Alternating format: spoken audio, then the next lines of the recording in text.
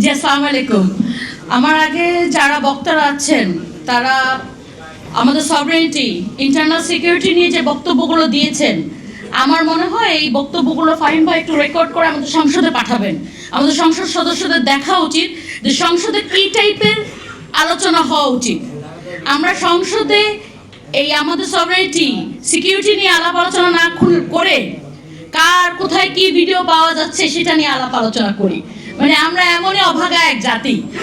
তো আমাদের শফিক ভাই মাত্র বলে গেলেন, আমাদের চিফ প্রসিকিউটর তাজ ইসলাম সাহেব বললেন সভরেনিটি কি জিনিস, যে আপনার ইন্টারনাল ম্যাটারকে, যে আমার ইকোনমিক, ফুড, ফরেন, এই পলিসিগুলো কিভাবে হবে সেটা ঠিক করার সক্ষমতাটাই হলো আমার সভরেনিটি।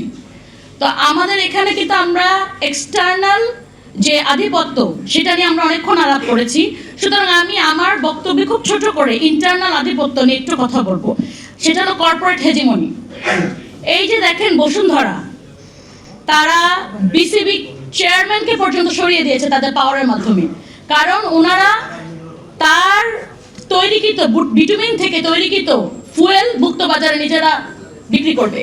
তা আজকে যখন বসুন্ধরাকে যদি আপনি মুক্ত বাজারে তার নিজের ফুয়েল বিক্রি করতে দেন, বসুন্ধরা ঠিক যেভাবে তাদের টিস্যুর দাম হঠাৎ এক রাতের মধ্যে 75 টাকা থেকে 100 টাকা করে দিয়েছে, সেভাবে ফুয়েলের দাম সে ঠিক করবে। এটা আর গভর্নমেন্টের হাতে থাকবে না।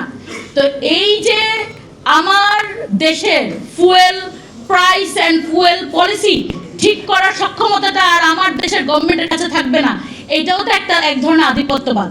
কিন্তু আমরা সেটা চেনার চেষ্টা করি না, বোঝার চেষ্টা করি না। আমি তো মনে করি আনভিরকে আমাদের রাষ্ট্রপতি করে দেওয়া উচিত।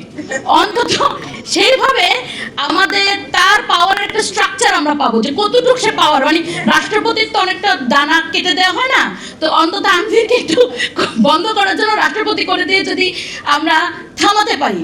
বাট এই গোল্ড থেকে শুরু করে কোনো কিছু, বাইতুল মোকাররমের হেড থেকে শুরু করে উনি তো আর কিছু বাকি রাখে নাই।